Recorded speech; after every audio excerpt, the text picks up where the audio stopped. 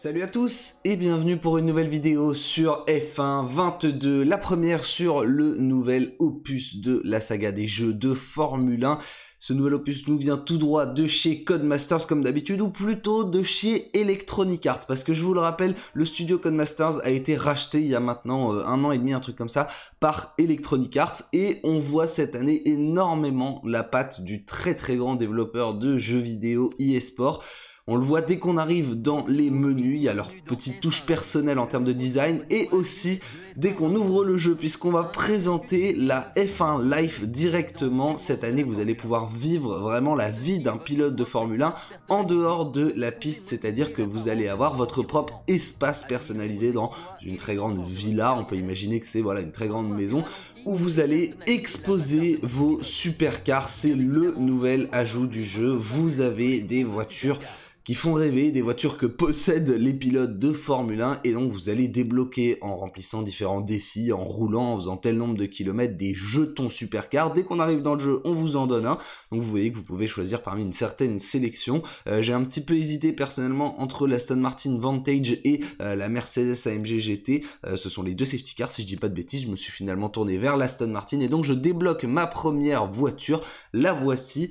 Ça doit pas être trop difficile a priori de toutes les débloquer. Si vous jouez un petit peu, ça devrait arriver assez rapidement, mais de toute façon vous allez pouvoir rouler avec toutes. On va en reparler dans quelques instants. La vraie, pas vraiment nouveauté, mais ce qui est vraiment poussé cette année, c'est la personnalisation. La nouveauté, c'est la F1 Life, donc cette fameuse vie de pilote de Formule 1, et vous allez voir que vous pouvez personnaliser votre personnage en dehors du circuit. Et là, on va vraiment de la casquette aux chaussures en passant par le t-shirt, le pantalon.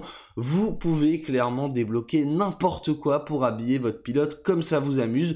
Bon, la personnalisation, quand vous êtes sur la piste, elle est un petit peu plus traditionnelle avec les casques comme d'habitude.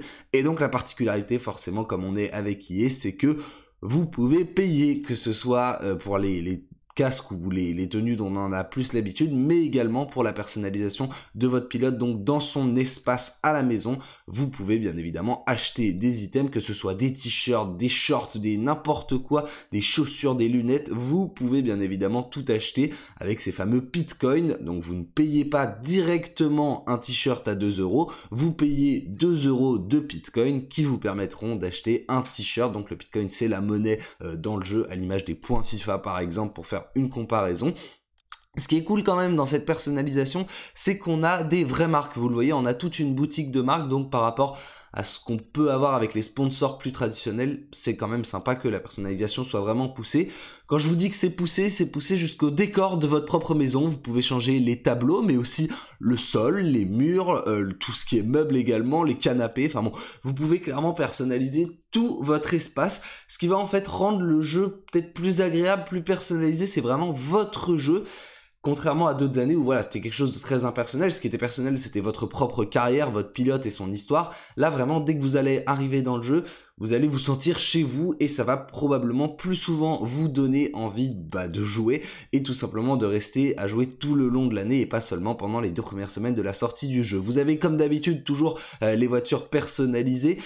Ça, c'est à la fois pour le multijoueur et pour le mode My Team, et vous allez voir que très rapidement on vous propose directement d'accéder au Podium Pass et à tout ce qui est payant. Forcément, on va vous inciter à personnaliser et donc à acheter. Le Podium Pass, ça marche tout simplement comme l'année dernière. Vous avez tous les items du haut que vous pouvez débloquer en remplissant des défis et en accumulant de l'expérience, mais pour débloquer tous ceux du bas, il faut acheter le pass VIP qui l'année dernière était à 9000 Bitcoin. Il me semble que c'est pareil. Vous avez aussi la boutique d'objets qui change quotidiennement, et aussi avec des objets hebdomadaires. Donc voilà, clairement cette année, on axe les nouveautés sur la personnalisation. Vous pouvez exposer votre supercar dans votre environnement. Voilà, j'ai placé l'Aston au milieu d'une sorte de salon. Non, elle est devant ma salle des trophées, mais qui pour l'instant forcément est vide puisque je viens d'allumer le jeu.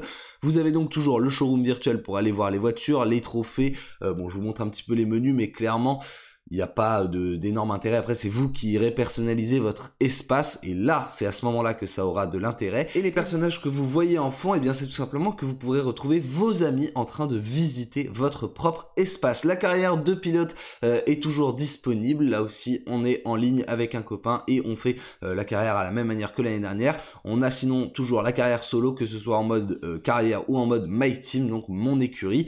Cette fois la différence c'est que pour le My Team vous pouvez partir directement avec une top team. Si vous avez par exemple le temps de ne faire qu'une saison dans l'année, ça peut être sympa de partir directement un petit peu plus haut, mais vous pouvez aussi partir en tant qu'écurie du milieu de peloton ou de fond de peloton, c'est à vous de décider. Derrière, la carrière pilote et le My Team n'évoluent pas énormément. Les tours rapides Pirelli, on y reviendra dans quelques instants avec les supercars.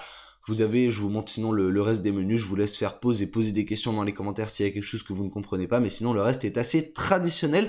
Pour l'instant, on va aller faire une petite course pour aller découvrir le seul nouveau circuit. Vous avez des évolutions des circuits en Australie, en Espagne et à Abu Dhabi, ils ont été mis à jour avec les évolutions qu'il y a eu cette année, et l'année dernière d'ailleurs, mais le seul nouveau circuit qu'il y a sur le jeu, c'est le circuit de Miami qu'on va aller donc découvrir.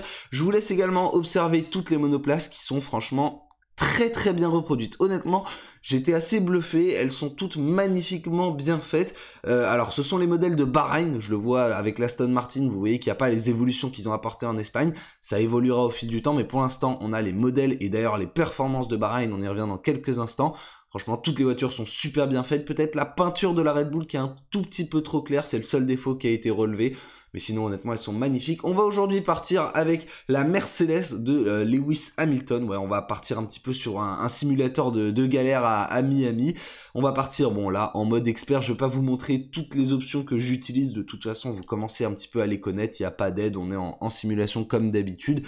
Mais on va partir directement pour le Grand Prix. Dites-moi si vous voulez que je vous fasse des vidéos sur mes réglages caméra, etc. Je peux tout à fait. Mais pour l'instant, le but, c'est vraiment de découvrir le jeu et ses nouveautés. Et donc, cette nouveauté, c'est le Grand Prix de Miami. En qualification sprint, il faut mettre le pied au plancher du premier au dernier tour. Et les qualifications sprint qui ont été ajoutées dans le jeu sur les 3 circuits prévus pour le mode carrière, mais vous pouvez en faire sur n'importe quel circuit quand vous en avez l'envie, en course rapide tout simplement, et c'est ce qu'on va faire aujourd'hui à Miami. Pour ce qui est de la grille de départ, vous le voyez, les Red Bull en termes de performance sont les meilleurs, normalement derrière c'est les Ferrari, même si Russell et Hamilton là on se retrouve 3e et 4e sur la grille. Derrière on a une alternance entre les Alpines et les Alfa Romeo, ce sont je vous le disais les performances de Bahreïn, ce qui fait qu'on a les As qui sont notamment assez bien placés, 11e et 12e sur la grille de départ, les AlphaTauri un petit peu plus en retrait, et surtout les McLaren, voilà, c'est ce qui est le plus choquant dans la grille de départ, sinon tout est quand même plus ou moins réaliste. Les McLaren sont extrêmement loin parce que je vous le rappelle, à Bahreïn et même en Arabie Saoudite, elles étaient vraiment nulle part. Donc voilà, ce sera bien évidemment mis à jour au fil du temps et assez rapidement a priori. En général, au bout d'un mois, on a un patch de mise à jour des performances. Mais voilà pour ce qui est des performances provisoires. Quant à nous, on va se faire, je vous le dis tout de suite, doubler par les Ferrari en début de course et après on verra ce qu'on peut faire.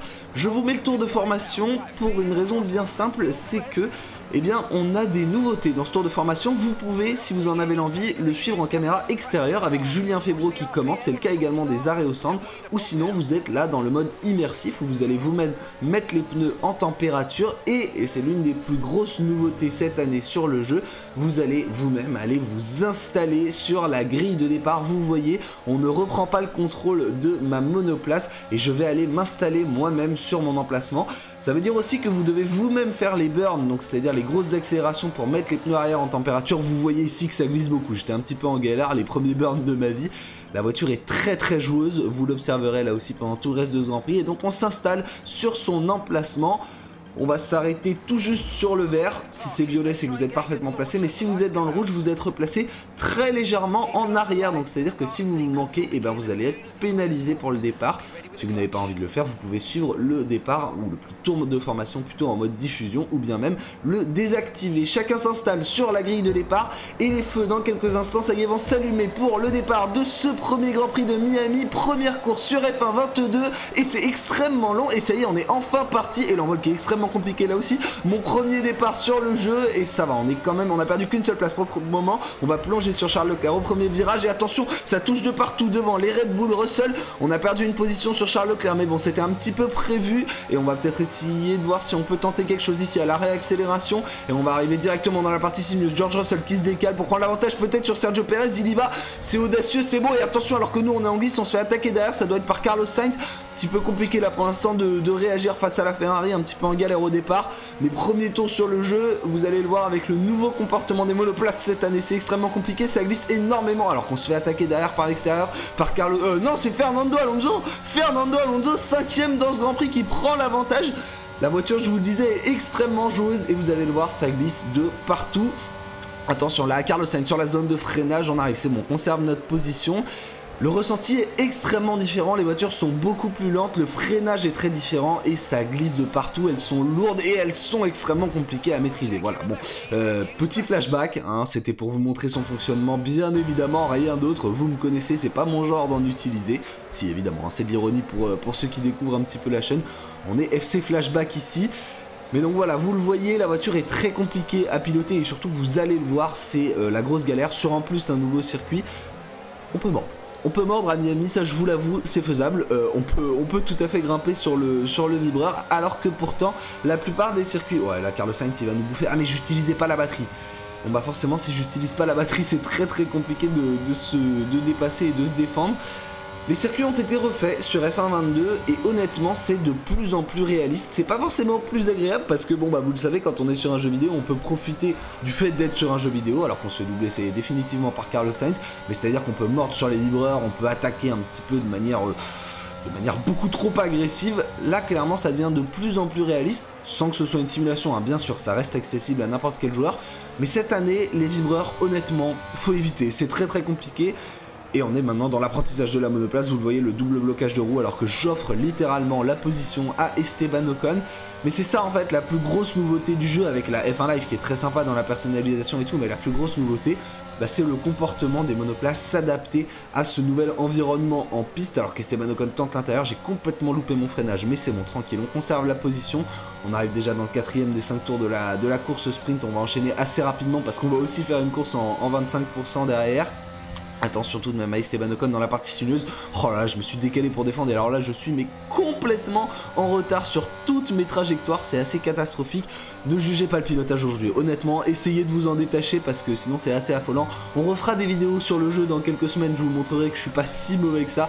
Sans être excellent bien sûr, hein, on fait pas les F1 eSport non plus, mais voilà, je suis pas si mauvais, mais là je suis en grosse galère alors que pourtant j'ai baissé la difficulté par rapport aux anciens jeux d'une dizaine de points. Et clairement c'est assez catastrophique. Alors on va se faire déborder des deux côtés par les deux Français, Ocon et Gasly, obligé de freiner extrêmement tard pour tenter de se défendre, pour dissuader Gasly notamment d'y aller. Et c'est bon, on va conserver la position par rapport à Esteban Ocon, mais là encore la trajectoire est très compliquée, on arrive dans la partie sinueuse et Esteban Ocon qui retente par l'extérieur. Voilà, c'est un petit peu compliqué, je vais pas vous mentir, et vous le voyez en haut à gauche, la complication dès que vous vous battez cette année en piste avec quelqu'un, c'est que vous perdez énormément de temps. Les batailles honnêtement sont super cool, c'est vraiment trop bien de se battre en piste, mais vous perdez énormément de temps. On rentre dans le dernier tour de cette course sprint, on se souvient encore un petit peu, et voilà, bon bah... Forcément, il fallait que ça arrive, la petite erreur, la marche arrière sur la piste. Alors par contre, ça, pour repartir, c'est trop cool. Vu que la voiture est hyper joueuse, ça repart directement en glisse, c'est hyper facile de la faire patiner. Par contre, bah en revanche, dès que vous la perdez, dès qu'elle commence à glisser dans un virage, impossible de mettre un coup de raquette et de la rattraper. Clairement, ça glisse beaucoup trop. Voilà, c'est un tout nouveau pilotage auquel il faut s'adapter. On va partir 14ème pour la course. Ah bah non, peut-être pas carrément 15ème. Daniel Ricciardo par l'extérieur qui va nous passer tranquille. Non, quand même. Allez, on va tenter de retarder le freinage. Oh, allez, hop, parlons, et on avance, on oublie ce qui vient de se passer, le tout droit, Daniel Ricciardo qui s'envole. Voilà, c'était très compliqué cette course sprint, on va voir si on peut faire mieux pendant la course complète. Il n'y a pas de podium forcément dans ces courses extrêmement rapides. Ouais, c'était très compliqué. Jeff, je l'ai passé en anglais parce que Jeff a été refait en anglais cette année, déjà qu'il était mieux. Si vous parlez cette langue, c'est quand même plus agréable. En français, il est pas terrible, il a toujours pas été refait. Alors qu'en anglais, il est vraiment très cool. L'idiot du village, hein, l'idiot du village qui pense qu'il se place encore à droite et qui a pas regardé son emplacement. Bon voilà, c'est catastrophique. Et Jeff qui me dit super parking, je me suis parfaitement garé. Non, j'ai juste eu du bol de m'arrêter pile au bon moment, mais vous voyez, on est placé n'importe comment. Voilà, il va falloir prendre l'habitude d'être concentré au moment d'aller se placer sur la grille et de bien mettre ses gommes en température. Bref, les feux s'allument avant le départ de ce premier Grand Prix de Miami. Cette fois, on est plus sur une course sprint et une fois de plus. Hein, l'envol qui est très compliqué là aussi. Il va falloir reprendre des habitudes. Peut-être que la porte va s'ouvrir devant. On va peut-être tenter d'aller enrouler. On va aller créer un 4 front. C'est peut-être pas ce qu'il y a de plus malin, mais par l'extérieur, on va pouvoir gagner une voire deux positions sur Lance Stroll et Daniel Ricciardo. Stroll, il partait derrière nous, donc c'est bien de le laisser derrière. Mais on a doublé Daniel Ricciardo. On a gagné une position au départ de cette course. On est maintenant 14ème et la prochaine cible c'est Sébastien Vettel. On arrive dans la portion sinueuse qui est honnêtement celle où je me débrouille le mieux pour l'instant. c'est celle où je perds pas trop de temps par rapport aux IA, et du coup on va tenter d'y aller directement sur Sébastien Vettel à l'intérieur, et ça va peut-être passer. Oh, et attention, il nous a pas vu, Sébastien Vettel, qui nous a tourné dessus, et alors là on va perdre du temps, pas très malin du coup. Je pensais qu'il allait ouvrir, honnêtement je me suis placé à sa hauteur quand même assez tôt, mais non, Sébastien Vettel qui a fermé la porte. Et alors attention à la gestion de la batterie là, parce que vous voyez qu'on l'active en 2 secondes, elle est déjà à 80%. Il faut réapprendre là aussi à gérer la batterie, et c'est extrêmement compliqué. On va tenter peut-être de se décaler sur Sébastien Vettel, on y va à l'intérieur, on plonge, et ça va passer par l'intérieur. On reprend, enfin on prend plutôt l'avantage. Attention, double contact là avec Sébastien Vettel, un petit peu chaud. Bah ouais, mais il faut bien que je prenne le virage, je fais comme je peux. Et on est maintenant 13ème dans ce Grand Prix prochain. Oh, et bah non, il y va Sébastien Vettel, il y retourne à l'épingle. L'Allemand qui plonge, et est-ce qu'on va pouvoir peut-être tenter d'enrouler? Alors là, vous allez voir, ça fait 2 fois avec Esteban Ocon tout à l'heure. Les IA à l'intérieur à cet endroit-là n'y vont pas. Ils ne réaccélèrent pas et ils vous laissent repasser. Donc quand vous êtes côte à côte dans la réaccélération en sortie du dernier gros freinage et de l'épingle, normalement vous avez moyen de reprendre l'avantage par rapport aux IA. C'est plutôt un bon point à savoir dans les batailles à Miami. On est maintenant à l'aspiration. Oh, il y a un drapeau jaune dans le premier virage. Qu'est-ce qui... Ah bah...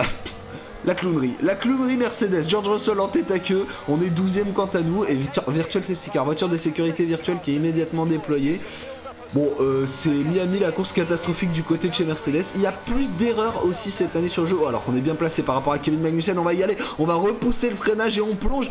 C'est vraiment la meilleure zone de dépassement. Honnêtement, ici vous avez la sortie derrière. Juste avant, c'est un virage un petit peu en appui, mais où il n'est pas trop difficile de réaccélérer, contrairement à une épingle, vous allez être énormément en glisse. Et donc on a énormément de dépassements qui se font ici, alors que là je suis monté sur l'erreur et je me suis complètement loupé. Magnussen qui va peut-être avoir une nouvelle opportunité. Ouais, là on est complètement en glisse.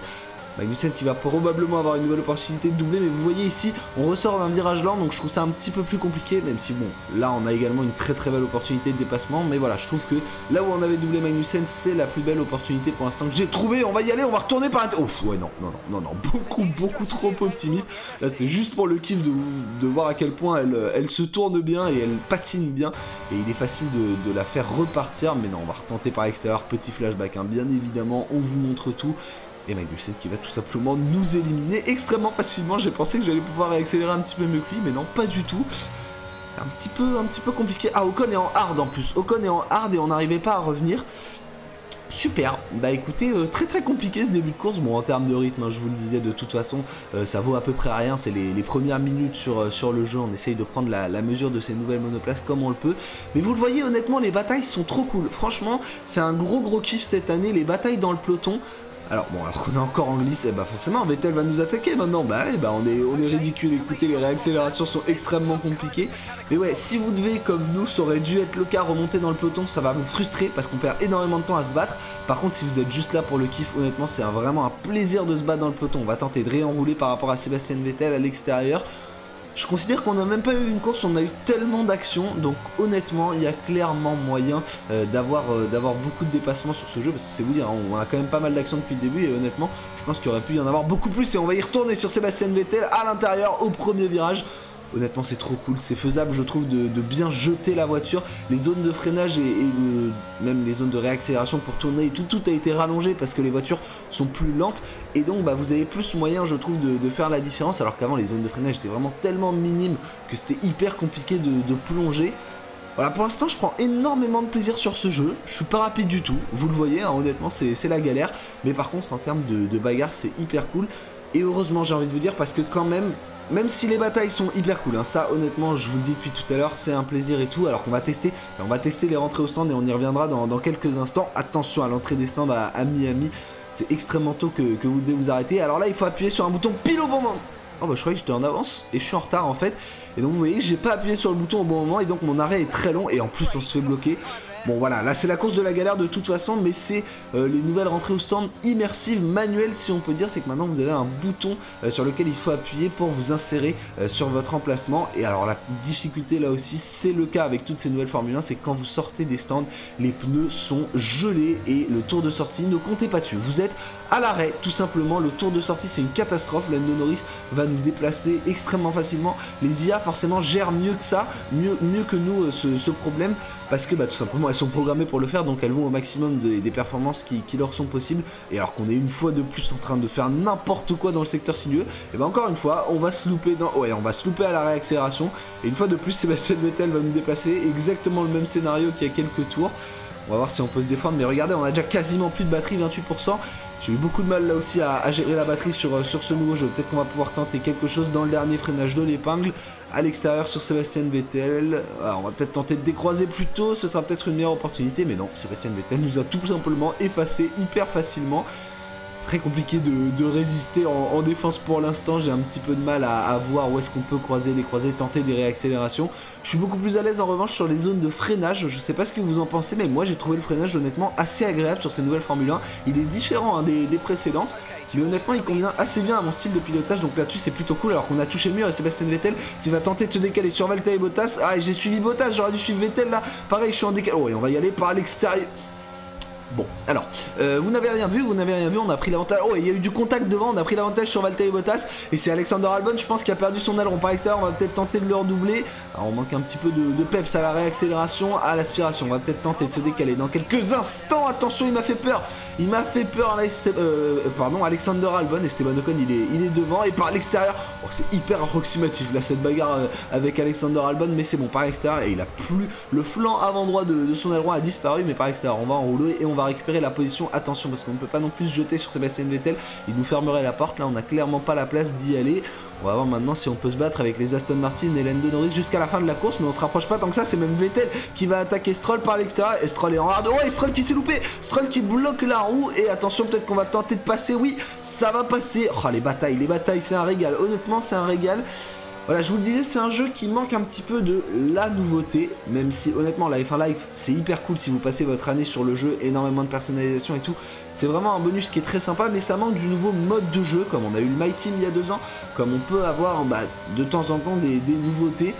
La carrière de pilote l'année dernière notamment, voilà, ça manque de quelques trucs. Mais le nouveau comportement des monoplaces, la F1 Live, ça fait quand même largement le travail. Après, d'un autre côté, c'est à vous. Ouais, alors qu'on y retourne sur Sébastien Vettel, mais c'est vraiment à vous de voir.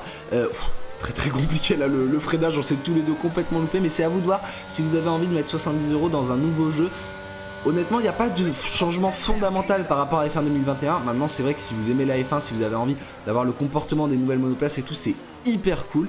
Vous voyez qu'en termes de rythme, c'était la grosse galère. J'ai dû attendre le dernier tour pour rattraper Lando Norris. Mais voilà, je vous le disais, c'est à vous de voir si vous avez envie de mettre 70 € dans un nouveau jeu. Honnêtement, il est très cool.